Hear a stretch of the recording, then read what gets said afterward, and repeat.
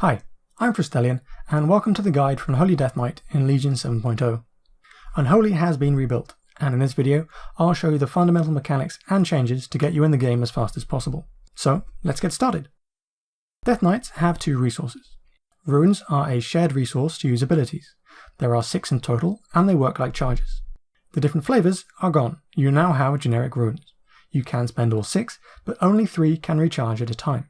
It doesn't matter which 3, as all runes are the same. And whilst you want to use them quickly, as long as you keep 3 recharging, it doesn't matter when you use them. Spending runes generates the second resource, runic power. Spending runic power has a chance to trigger runic corruption, greatly reducing the rune recharge time. These two resources work together. Spending one generates the other, so spending runic power without any recharging runes wastes runic corruption, so try not to do this. Along with these changes, the global cooldown has been increased to 1.5 seconds, reduced by haste. That's the general framework of resources. Let's build one for core abilities. They have kept the ability names the same, but due to the rune changes have had to introduce new mechanics. Festering Strike costs 2 runes and applies Festering Wounds. These are a stacking debuff on the target, last 24 seconds and have a cap of 8. Bursting a wound deals shadow damage to the target and generates runic power. Scourge Strike costs 1 rune and bursts 1 Festering Wound. Death Coil costs 35 runic power and has a 30-yard range. It is the primary source of runic corruption. There is also a free Death Coil proc from auto attacks called Sudden Doom, which you want to use quickly to avoid overwriting. And whilst those Death Coils are free, they do still count as using runic power. Outbreak costs 1 rune and creates an AoE around the target, applying the disease Virulent Plague to all nearby enemies for 6 seconds. It's essentially Unholy Blight from Warlords, but on a target.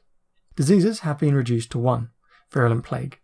This deals shadow damage over time, and upon target death erupts for split shadow damage to all nearby enemies. It also has a chance to erupt every time it ticks. And lastly, Raise Dead. Unholy is a pet class of sorts, and this raises a ghoul minion. He doesn't do much beyond passive damage, but make sure Timmy is always summoned. So those are the core abilities. Putting them into practice: cast Outbreak to apply and maintain Virulent Plague, use Festering Strike to apply Festering Wounds, and then use Scourge Strike to burst them. And as you now have runes recharging, use Death Coil to spend runic power, and hopefully gain runic corruption. Rinse and repeat. To elaborate on this, of the 3 runes returning in a set, you only really have a decision on the 2 runes used to Festering Strike. The third will be used on Scourge Strike or Outbreak. But Festering Wounds are also a resource. You want to avoid both overcapping and Scourge Striking without them.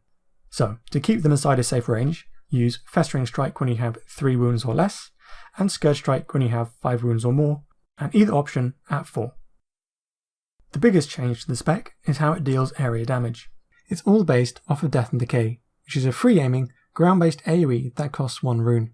The major difference in Legion is that while you stand inside Death and Decay, your Scourge Strike will cleave all enemies near your target. It is therefore very important that you place it in the correct location and stay inside it, as this is the only active AoE you have in the core toolset. So, if you are in a group, wait for the tank to stop moving before placing it, and then shout at them when they inevitably drag packs out of it. As your AoE is radial from something, to AoE a group of mobs you will first need to find the central target. Cast Outbreak to apply Virulent Plague, then place Death and Decay once mobs are stationary, and then spam Scourge Strike to victory. But keep in mind, you will be using 2 out of a set of 3 runes just setting up the AoE, so make sure you have enough runes coming back in time to use them. Otherwise, you won't be doing much of anything. It's also important to note that cleaving bursts wounds on all targets hit. But using Festering Strike on multiple targets is really pushing rune mechanics. You are also increasing the ratio of Festering Strikes to Scourge Strikes, which is a potential balance issue, and lowering the total quantity of wounds per target, which doesn't work well with anything that bursts lots of wounds at once. Okay, that covers the bulk of what you're doing. Let's quickly go through the rest of the spellbook. Cooldowns. Dark Transformation empowers your pet. It has no ramp up anymore and is a simple 1-minute timer that lasts 20 seconds. When transformed, Timmy's Claw Attack is now a frontal AoE, not just a cleave. Use it as often as you can. Summon Gargoyle is on a 3-minute timer. You can't control the gargoyle directly, but it lasts 40 seconds and shoots 1 target. Use it with other buffs when you can. Army of the Dead costs 3 runes with a 10-minute cooldown. It summons 8 ghouls for 40 seconds that attack your target. There are some weapon traits that actually make ghouls useful. Even so, given the rune cost and cast time, it will probably stay at pre-pull. Apocalypse is the ability from the artifact weapon. It's instant with a 90-second cooldown. Deals physical damage and bursts all wounds on the target. Each wound burst summons an Army of the Dead ghoul for 15 seconds. You want to be using this with as many wounds on the target as possible, but there is no guarantee you will naturally get 8 wounds. So whether you waste resources over capping will depend on the final value of army ghouls. But if in doubt, just go with 6 or more. Moving on to more general topics, Death Knights are the only class with the weapon enchant in Legion, but rune forging for Unholy only has one option, Rune of the Fallen Crusader, which is a simple strength buff. Raise Ally is a combat res. Death Strike now costs 45 runic power, and so triggers Runic Corruption.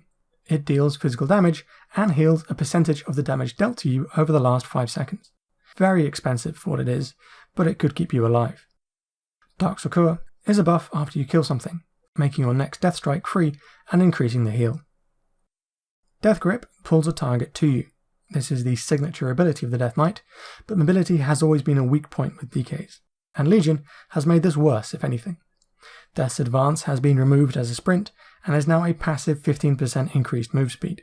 It's been replaced with Wraithwalk, a channeled sprint increasing movement speed by 70% for 3 seconds every 1 minute, but doing anything useful during Wraithwalk will stop it. As for defensives, Anti-Magic Shell is on a 1 minute cooldown. It can absorb magic damage, returning runic power. It's been nerfed from Warlords, so its main use now is preventing debuffs from being applied to you. Icebound Fortitude is the standard defensive cooldown, reducing damage taken by 20% and giving immunity to stuns for 8 seconds every 3 minutes. And lastly we have the miscellaneous group. Mind Freeze is the generic interrupt, Chains of Ice is a ranged snare, Deathgate is a portal to Acaris, the class hall, Dark Command is a taunt, Control Undead is just a gimmick, Path of Frost is water walking, On a Pale Horse is a passive increase to mount speed, and lastly presences and spec buffs like Horn of Winter have been removed. As for stats, Multi-Strike has been removed, and the effect of secondary stats has been reduced. The main focus will therefore be Strength, then Haste single target because it gives you more actions and more runes. For multiple targets, Mastery catches up, with Crit and Versatility lagging behind. So, aim for Haste with Mastery. So let's start with talents. Tier 56. All Will Serve summons a ranged pet with 2 bow shots, a single target and an AoE. You have no control over the abilities, and it has no impact on your gameplay. But, like a true hunter, it will body pull patrols if left unattended, so its general movement has been attached to the main pet. Bursting Swords gives wounds more damage and a mild AoE. Nothing different single target, but could be useful for Death and Decay when setting up grouped AoE, as you can break wounds across multiple targets. But this could still be a trap of sorts, because the amount of time available to Festering Strike those targets is very limited, and you would be short runes to AoE with. The more targets, the more you are relying on Runic Corruption. There could be a temptation to use this in combination with Apocalypse as a kind of proxy AoE cooldown, but whilst you are breaking all the wounds instantly, most would have been broken during Death and Decay anyway, so it's unlikely to be useful. Ebon Fever doubles both the quantity of ticks and eruptions over the same duration, so whilst wounds require applying and bursting, Plague just keeps on ticking. This means it gives consistent damage at all times, across all targets, regardless of their proximity to you. Therefore, Ebon Fever should be your strongest choice for AoE because of its consistency and range. Bursting Swords requires group targets, and must have high enough damage to offset all the time lost when you are not bursting wounds. All Will Serve as constant, so could compete single target. Tier 57. Epidemic is your only option for active AoE outside of Death and Decay. Its radial secondary effect is very good with grouped up packs, and it's also very flexible because the main damage is not a traditional AoE at all. It's dealt to all targets infected with Plague, which means you can damage multiple groups at the same time over a large area, making this incredibly strong. Pestilent Pustules turns Festering Wounds into a source of runes. Single target, this is a general sustain talent, but the more wounds you can break the better it becomes, especially when dealing with AoE, although possibly still a trap. Synergizes with Bursting Swords in this respect. Blighted Rune Weapon gives your auto attacks Festering Wounds, allowing you to use all of your runes on Scourge Strike to aid in burst. It has a 60-second cooldown and is a buff on yourself lasting 30 seconds, so you can precast it before a pull, but most likely you'll be using one of the other options. Tier 58 is about your position relative to the target. Unholy Frenzy gives you more auto attacks, which are more chances to roll for Runic Corruption with sudden doom procs. but requires high uptime in melee range. The buff extends, so there is no management, and it synergizes with Blighted Rune Weapon. Castigator increases your wound throughput, but relies entirely on crit to function. It's the action of casting Scourge Strike that breaks a wound, and then both parts of it can crit independently, so you can break 3 wounds at once. You still need to minimize overcapping, so Festering Strike at 2 wounds or less, and Scourge Strike at 3 or more. Synergizes with Pestilent Pustules and Bursting Sores. Clawing Shadows is a stronger version of Scourge Strike, gaining the full effects of Mastery. It's ranged and currently has no facing requirement, but being ranged also affects AoE. If the group is away from you, drop Death and Decay on yourself, and Clawing Shadows will be AoEing the group at range. Whilst this will help when tanks drag packs away, you need to stay behind to AoE them, which is a little weird conceptually. Also worth noting that for most of beta, Clawing Shadows was more DPS than using Festering Strike and Wounds at all. Tier 60. Sludge Belcher replaces Timmy with an Abomination. The damage abilities are basically identical to the Ghoul, the only difference is that when transformed, Claw turns into a radial AoE instead of a cone. The main benefit to the Abomination, beyond the AoE, is that it comes with its own grip, and that extra grip is even more important now considering that Gorfine's Grasp has been removed. However, make sure you have autocast turned off and use a macro, otherwise it will be pulling mobs away from you or just leaping around. Asphyxiate is a ranged stun. Many classes have stuns, you want the Abomination for the extra grip. Debilitating Infestation is a ranged AoE snare that lasts 9 seconds because Outbreak lasts 6. Whilst that can be useful to kite groups of mobs about, it has limited value in raiding, so your default choice will be Sludge Belcher. Tier 75 is another utility tier. Spell Eater is an increase onto the base Absorb, making Anti-Magic Shell 36%, not 50%. If anything, the extended time is more useful because it's blocking debuffs. Lingering Apparition turns Wraithwalk into 100% movement speed every 45 seconds, which is useful if you are regularly running to or from something without any targets available. Corpse Shield is an instant defensive with a 1-minute cooldown. The 90% absorb is great, but the 30-second penalty is terrible. You are completely at the mercy of your healer.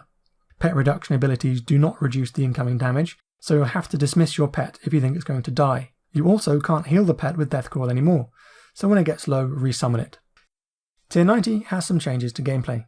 Necrosis gives casting Death Coil a buff on yourself, increasing Scourge Strike damage. This talent has the most impact on gameplay because you'll be weaving Death Coil in between runes rather than using it once you run out. And so you will have to judge when and where you can actually Death Coil. You don't want to be using it back to back, as that would be wasting the buff. But at the same time, you don't want to lose the buff due to lack of runes, and you still want to use Runic Corruption. It's a balance, but the weaving itself normally solves this problem. Because this is a buff on the player, Scourge Strikes used during Death and Decay are buffed across all targets. However, alternating Death Coil and Scourge Strike doesn't necessarily give you the most damage. Given your resources at the time, you will have to judge for yourself what you can get out before AoE ends. Infected Claws are simply free wounds to burst. During Dark Transformation, the pet spreads wounds across all targets hit by its AoE claw, which means in sustained AoE situations, you'll be aiming to land Death and Decay near the end of transformation to burst them before they drop off. And this of course synergizes with previous wound talents. Shadow Infusion is the familiar style from Warlords.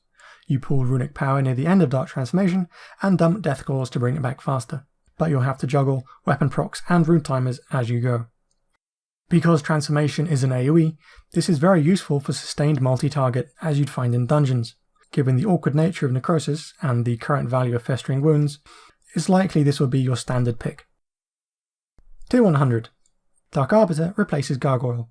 This is Legion's version of Breath of Sindragosa. It has a fixed duration, less variation, and much less difficulty. Setup is as you would expect, get as much runic power as possible, and then dump it all as quickly as you can whilst trying not to waste any runic corruption procs. Sudden Doom also works, so hopefully have that ready too. Because Arbiter is working from runic power, another expansion that really favours the Blood Elf's Arcane Torrent. Defile simply replaces Death and Decay, but has an added mastery buff stacking over time. The buff lasts 6 seconds and persists after Defile ends, synergizing with shadow damage abilities like Epidemic and Clawing Shadows. For example, you use 1 charge of Epidemic as you drop Defile, and that will have recharged by the end, and then you can use all 3 with higher mastery stacks. Soul Reaper is no longer an execute, it costs 1 rune with a 45-second cooldown. It deals some damage and gives you a stacking haste buff that increases by bursting wounds. You need to have 4 runes within reach to start Reaper, and must repeatedly Scourge Strike to fit into the duration, but this will only happen every other Reaper because you are combining it with the artifact weapon. As Apocalypse has a cooldown of 90 seconds. In those cases, you would simply press Reaper, then Apocalypse. And that's all the talents. For PvE builds, tiers 60 and 75 are generally going to be Sludge Belcher and Corpse Shield, unless you move a lot, in which case take Apparition, but the rest are based on situations you have to know about ahead of time. I can suggest several builds. Aoe is Ebon Fever, Epidemic, Clawing Shadows, Shadow Infusion and Defile. Giving tuning at time of writing, and the effort to make Necrosis work, single target is vaguely the same as Aoe and looks like Ebon Fever, Pestilent Pustules, Clawing Shadows, Shadow Infusion and Dark Arbiter. You can see the theme, and the general build would be Epidemic and Dark Arbiter. Okay, that's all the talents. Let's finish up with the weapon. Here are the main traits.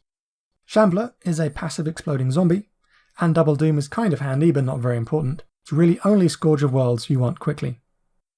These are the useful traits: refunding runes from Scourge Strikes, increased resources, and debuffs from army ghouls which are also summoned by Apocalypse. And here are the rest. The weapon itself is not a talent system, it's simply extra leveling. You will find different flavoured relics that add a rank to a trait and increase your weapon's item level. The best relic to take is simply the highest item level, whilst the best mechanical trait is Scourge the Unbeliever. The best trait will depend on later tuning. Because it takes some time to fill out, the route is kind of important, at least initially. The first 9 are fairly safe to call, just in terms of what they do for you. From 10 onwards, it's a little unclear because they are just damage increases, so it's worth checking to see what's best at the time you get there. But don't worry too much about it, you can't get it that wrong with the back half. So to start, you'll be heading down through Eternal Agony and the Darkest Crusade to Scourge of Worlds, then Runic Tattoos and Portal to the Underworld, at which point turn back and head up from Scourge the Unbeliever through Armies of the Damned to Plaguebearer, and back down again to get the Shambler. Then fill out the last few damage increases until you eventually get Double Doom and end with Gravitational Pull. And that's it for the weapon, and it concludes the first Unholy Death Knight guide in Legion. If you found it helpful, please like the video as that will help others find it. If you wanted more detailed information, I will be taking a closer look at mechanics like Arbiter in the future, as well as other specs and classes. It's not really feasible to constantly annotate videos as tuning progresses. If you want to keep up to date with Unholy, I recommend a Google document that will be linked in the description. Best of luck in Legion, and thanks for watching.